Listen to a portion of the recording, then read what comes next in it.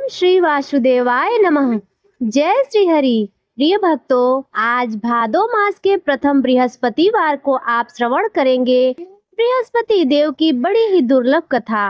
इस कथा को श्रवण करने मात्र से सभी मनोकामनाएं भगवान बृहस्पति देव की कृपा से पूर्ण हो जाती हैं।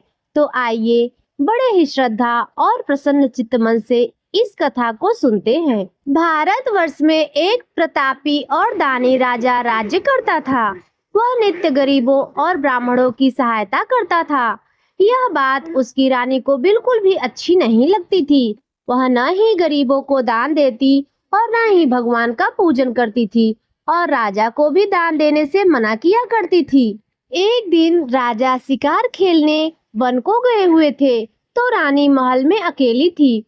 उसी समय बृहस्पति देवता साधु वेश में राजा के महल में भिक्षा लेने के लिए आए और भिक्षा मांगी, तो रानी ने भिक्षा देने से इनकार कर दिया और कहा, हे साधु महाराज, मैं तो दान पुण्य से तंग आ गई हूँ। मेरा पति सारा धन लुटाते रहते हैं। मेरी इच्छा है कि हमारा सारा धन नष्ट हो जाए, फिर न रहेगा बांस और न बजेगी बांसुरी। साधु ने कहा, हे देवी, तुम तो बड़ी ही विचित्र हो। धन संतान तो सभी चाहते हैं, पुत्र और लक्ष्मी तो पापी के घर भी होने चाहिए। यदि तुम्हारे पास अधिक धन है तो भूखों को भोजन दो, प्यासों के लिए प्याऊ बनवाओ, मुसाफिरों के लिए धर्मशालाएं खुलवाओ। जो निर्धन अपनी कुंवारी कन्याओं का विवाह नहीं कर सकते, उनका विवाह कर दो। ऐसे और कितने काम है जिनके करने से तुम्हारा यश लोक और परलोक में फैलेगा। परंतु रानी पर उपदेश का कोई प्रभाव नहीं पड़ा। वह बोली, महाराज, आप मुझे कुछ ना समझाएं। मैं ऐसा धन नहीं चाहती जो हर जगह बांटती फिरूं। साधु ने उत्तर दिया, यदि तुम्हारी ऐसी इच्छा है तो तथास्तु, तुम ऐसा ही करना। बृहस्पतिवार को घर लीपकर पीली मिट्टी से अपना सिर धोकर स्नान करना, भट्ठी चढ़ाकर कपड़े धोना। ऐसा करने से तुम्हारा सारा धन नष्ट हो जाएगा। इतना कहकर वह साधु महाराज वहां से अंतर ध्यान हो गए और साधु के अनुसार कही बातों को पूरा करते हुए रानी को केवल 3 बृहस्पतिवार ही बीते थे कि उसकी समस्त धन संपत्ति नष्ट हो गई। भोजन के लिए राजा का परिवार तरसने लगा। तब एक दिन राजा ने रानी से बोला कि हे रानी, तुम यहीं रहो, मैं दूसरे देश को जाता हूँ, क्योंकि यहाँ पर सभी लोग मुझे जानते हैं, इसलिए मैं कोई छोटा कार्य नहीं कर सकता। ऐसा कहकर राजा परदेश चला गया। वहाँ वह जंगल से लकड़ी काट कर लाता और शहर में बेचता था। इसी तरह वह अपना जीवन व्यतीत करने लगा। इधर राजा के परदेश जाते ही रानी और दासी दुखी रहने लगी। एक बार जब रानी और दासी को 7 दिन तक बिना भोजन के रहना पड़ा, तो रानी ने अपनी दासी से कहा, हे दासी, पास ही के नगर में मेरी बहन रहती है। वह बड़ी धनी है। तू उसके पास जा और कुछ लेकर आ, ताकि थोड़ा बहुत गुजर बसर हो सके। रानी की दासी बहन के पास गई। उस दिन गुरुवार का दिन था और रानी की बहन उस समय बृहस्पतिवार का व्रत कर रही थी और कथा सुन रही थी।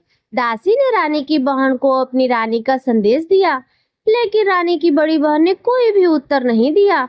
जब दासी को रानी की बहन से कोई उत्तर नहीं मिला, तो वह बहुत दुखी हुई और उसे क्रोध भी आया।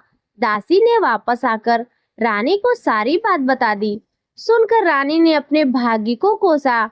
उधर रानी की बहन ने सोचा कि मेरी बहन की दासी आई थी, परंतु मैं उससे कुछ नहीं बोली, इससे वह बहुत दुखी हुई होगी। कथा सुनकर और पूजन समाप्त करके वह अपनी बहन के घर आई और कहने लगी, हे बहन, मैं बृहस्पतिवार का व्रत कर रही थी। तुम्हारी दासी मेरे घर आई थी, परंतु जब तक कथा होती है तब तक न तो उठते हैं और न ही बोलते हैं, इसलिए मैं नहीं बोली। कहो दासी, क्यों गई थी? रानी बोली, बहन, तुमसे क्या छिपाऊं, हमारे घर में खाने तक को अनाज नहीं था। ऐसा कहते कहते रानी की आंखें भर आई। उसने दासी समेत पिछले 7 दिनों से भूखे रहने तक की बात अपनी बहन को विस्तार पूर्वक सुना दी। रानी की बहन बोली, देखो बहन, भगवान बृहस्पति देवता सबकी मनोकामनाओं को पूर्ण करते हैं। देखो शायद तुम्हारे घर में भी अनाज रखा हो। पहले तो रानी को विश्वास नहीं हुआ, पर बहन के आग्रह करने पर उसने अपनी दासी को अंदर भेजा, तो उसे सचमुच अनाज से भरा एक घड़ा मिल गया। यह देखकर दासी को बड़ा आश्चर्य हुआ। दासी रानी से कहने लगी, हे रानी, जब हमको भोजन नहीं मिलता तो हम व्रत ही तो करते हैं, इसलिए क्यों न इनसे व्रत और कथा की विधि पूछ ली जाए, ताकि हम भी व्रत कर सके। तब रानी ने अपनी बहन से बृहस्पतिवार व्रत के बारे में पूछा। उसकी बहन ने बताया, बृहस्पतिवार के व्रत में चने की दाल और मुनक्का से विष्णु भगवान का केले की जड़ में पूजन करें तथा दीपक जलाएं, व्रत कथा सुने और पीला भोजन ही करें। इससे बृहस्पति देव प्रसन्न होते हैं। और व्रत और पूजन विधि बताकर रानी की बहन अपने घर को लौट गई। 7 दिन के बाद जब गुरुवार आया तो रानी और दासी ने व्रत रखा। घुड़साल में जाकर चना और गुड़ लेकर आई, फिर उससे केले की जड़ तथा विष्णु भगवान का पूजन किया। अब पीला भोजन कहाँ से आए, इस बात को लेकर दोनों बहुत दुखी थी बेचारी, क्योंकि उन्होंने व्रत रखा था। इसलिए बृहस्पति देव उससे बहुत प्रसन्न थे। इसलिए वे एक साधारण व्यक्ति का रूप धारण करके 2 थालों में सुंदर पीला भोजन दासी को दे गए।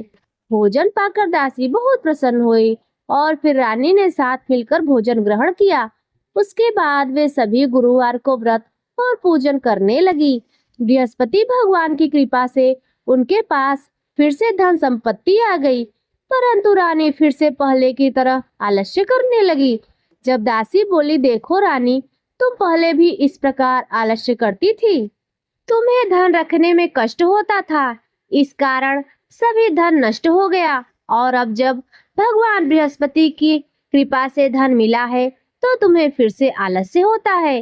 रानी को समझाते हुए दासी कहती है, बड़ी मुसीबतों के बाद हमने यह धन पाया है, इसलिए हमें दान पुण्य करना चाहिए, भूखे मनुष्यों को भोजन कराना चाहिए और धन को शुभ कार्यों में खर्च करना चाहिए, जिससे तुम्हारे कुल का यश बढ़ेगा, स्वर्ग की प्राप्ति होगी और पितृ प्रसन्न होंगे।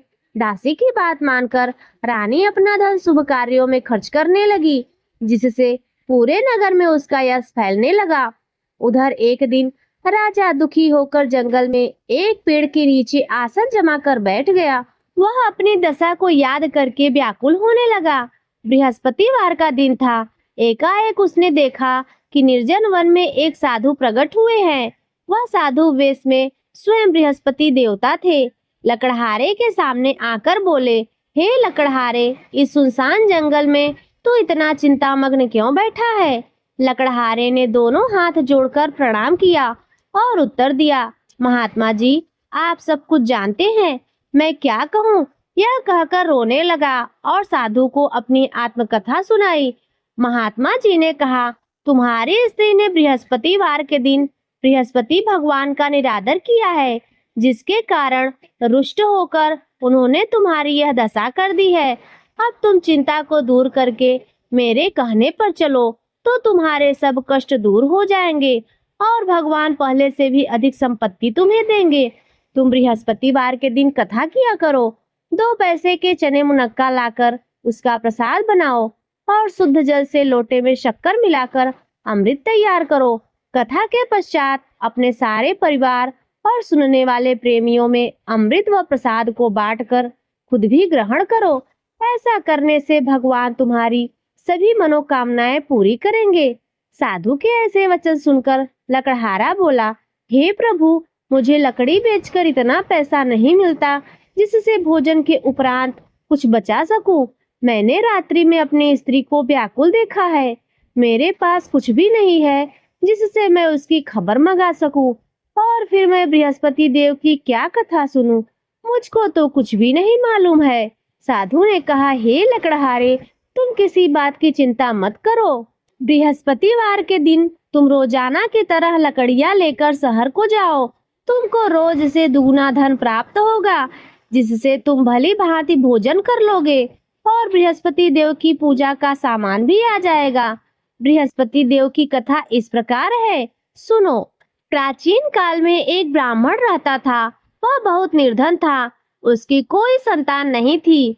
उसकी स्त्री बहुत मैली रहती थी। वह न ही स्नान करती और न ही किसी देवता का पूजन करती थी। इससे ब्राह्मण देवता बड़े दुखी थे। बेचारे बहुत कुछ कहते थे, किंतु उसका कुछ भी परिणाम नहीं निकला। भगवान की कृपा से एक दिन ब्राह्मण की स्त्री के यहाँ कन्या रूपी रत्न पैदा हुई। कन्या बड़ी होने पर प्रातः स्नान करके विष्णु भगवान का जाप और बृहस्पतिवार का व्रत करने लगी। अपने पूजन पाठ को समाप्त करके विद्यालय जाती तो अपनी मुट्ठी में जौ भर के ले जाती और पाठशाला के मार्ग में डालती जाती। तब ये जौ स्वर्ण के हो जाते तो लौटते समय उनको बीनकर घर ले आती। एक दिन वह बालिका सूप में उस सोने के जौ को फटक कर साफ कर रही थी कि उसकी माता ने देख लिया और कहा, हे बेटी, सोने के जौ के लिए सोने का सूप भी होना चाहिए। दूसरे दिन बृहस्पतिवार का दिन था। इस कन्या ने व्रत रखा और बृहस्पति देव से प्रार्थना करके कहा, मैंने आपकी पूजा सच्चे मन से की है तो मेरे लिए सोने का सूप दे दो। बृहस्पति देव ने उसकी प्रार्थना स्वीकार कर ली। रोजाना की तरह वह कन्या जौ फैलाती हुई जाने लगी। जब लौटकर जौ बीन रही थी तो बृहस्पति देव की कृपा से सोने का सूप मिला। उसे वह घर लेकर आई और उसमें जौ साफ करने लगी, परंतु उसकी माँ का वही ढंग रहा। एक दिन की बात है, वह कन्या सोने के सूप में जौ साफ कर रही थी। उसी समय उस शहर का राजपुत्र वहां से होकर निकला।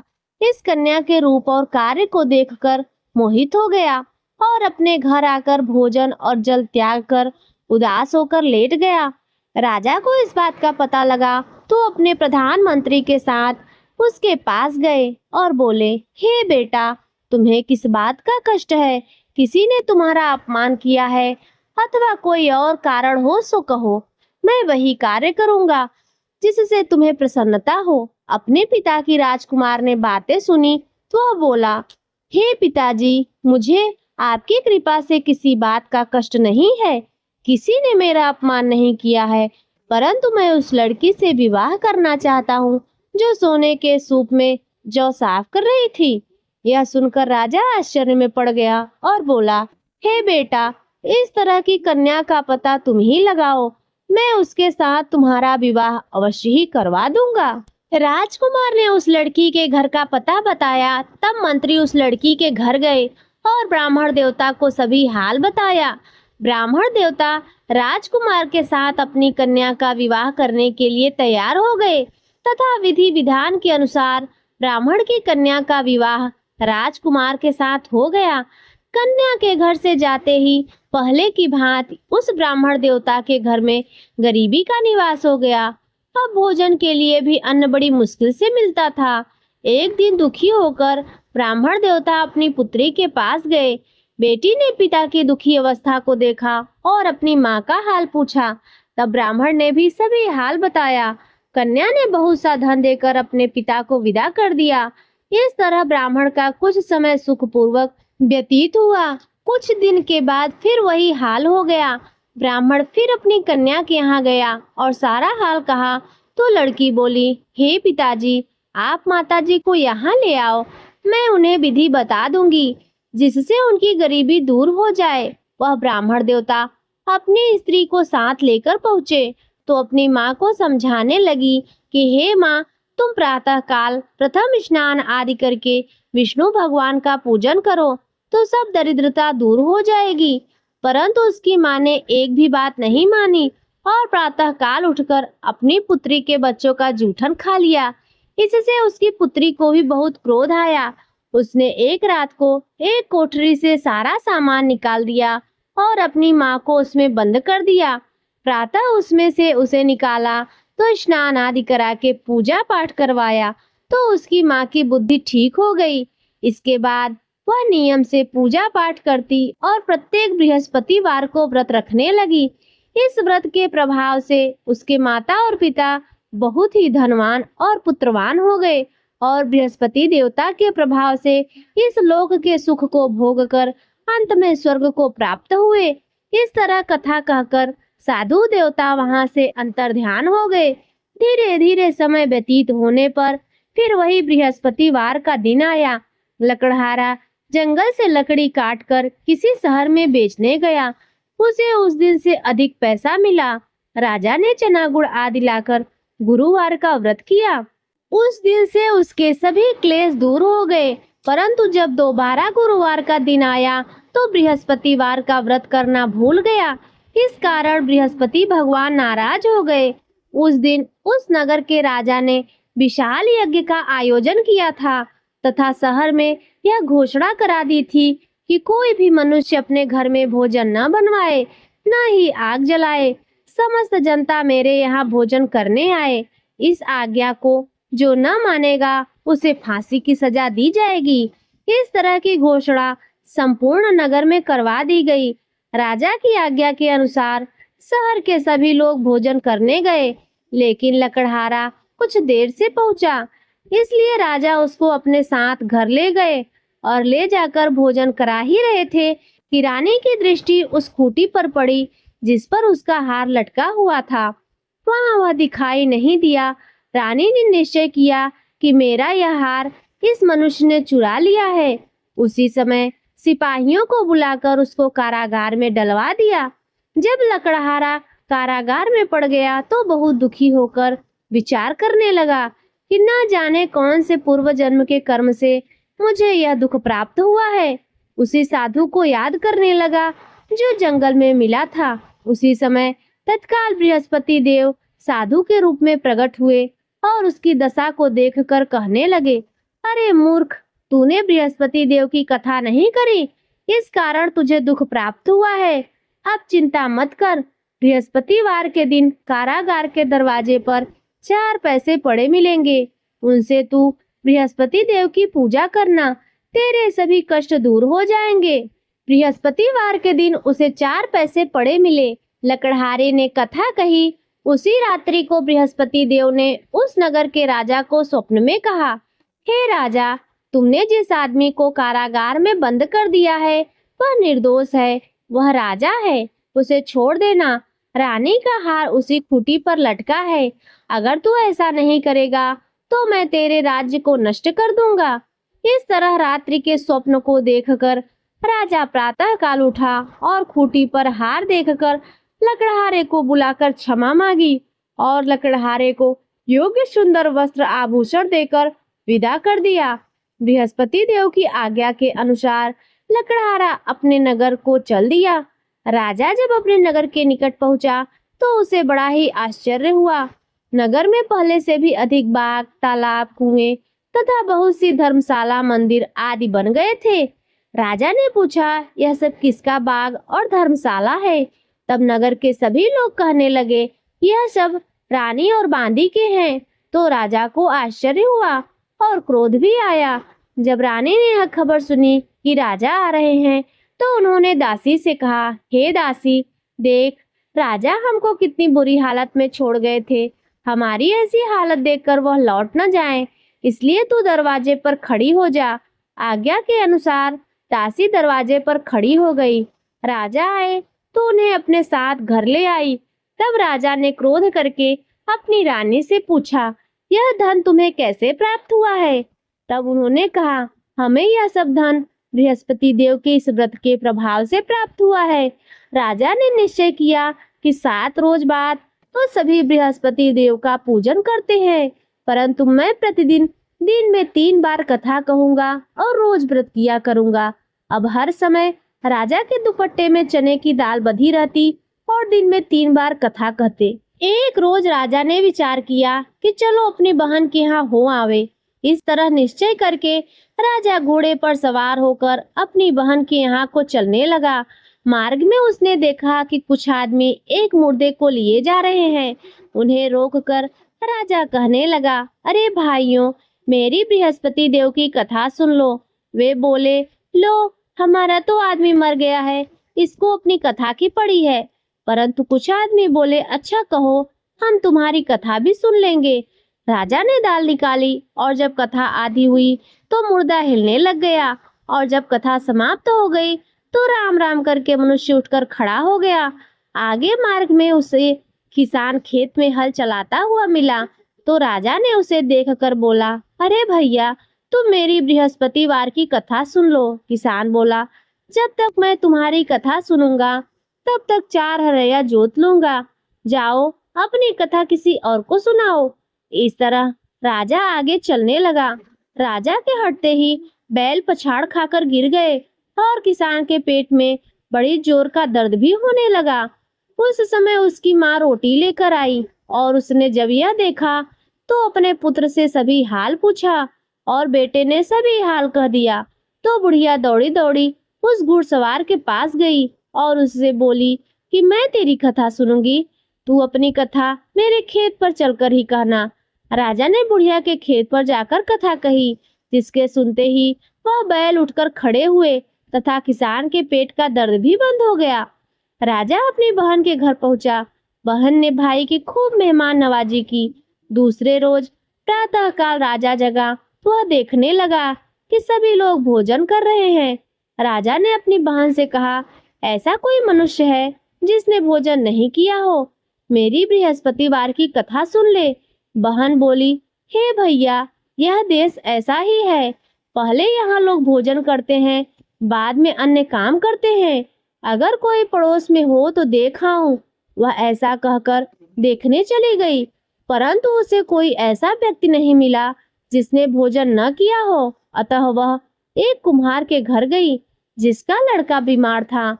उसे मालूम हुआ कि उनके यहाँ 3 रोज से किसी ने भोजन नहीं किया है। रानी ने अपने भाई की कथा सुनने के लिए कुम्हार से कहा। वह तैयार हो गया। राजा ने जाकर बृहस्पतिवार की कथा कही, जिसको सुनकर उसका लड़का ठीक हो गया।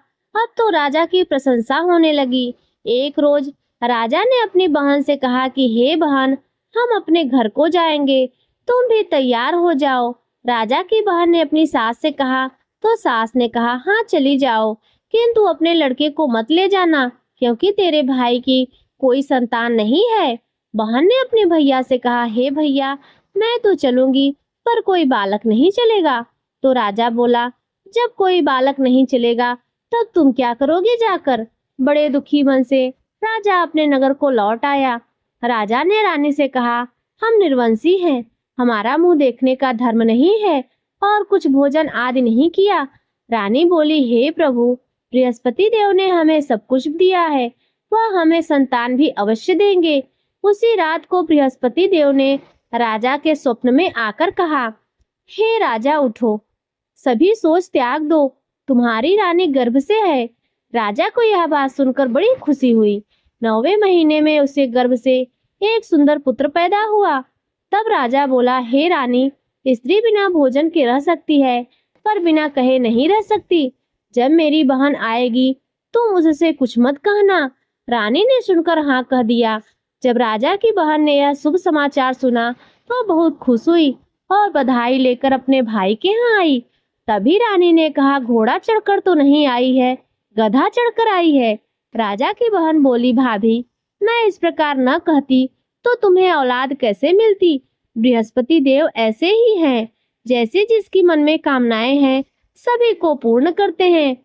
जो सद्भावना पूर्वक बृहस्पतिवार का व्रत करता है एवं कथा पढ़ता है अथवा सुनता है, दूसरों को सुनाता है, बृहस्पति देव उनकी सभी मनोकामनाएं पूर्ण करते हैं। बृहस्पति देव उनकी सदैव रक्षा करते हैं। जो संसार में सद्भावना और सच्चे हृदय से बृहस्पति देव का पूजन करते हैं, उनकी सभी मनोकामनाएं उसी प्रकार पूर्ण होती है जैसे राजा और रानी की हुई। सभी मनुष्य को हृदय से उनका मनन करते हुए जयकारा करना चाहिए। तो प्रेम से बोलिए, बृहस्पति देवता की जय, विष्णु भगवान की जय, समस्त देवी देवताओं की जय। प्रिय भक्तों, तो चलिए प्रेम पूर्वक भगवान बृहस्पति देवता की आरती सुनते हैं। ओम जय बृहस्पति देवा, स्वामी जय बृहस्पति देवा, छिन छिन भोग लगाओ, छिन छिन भोग लगाओ, कदली फल मेवा। ओम जय बृहस्पति देवा, तुम पूर्ण परमात्मा, तुम अंतर्यामी, स्वामी तुम अंतर्यामी, जगत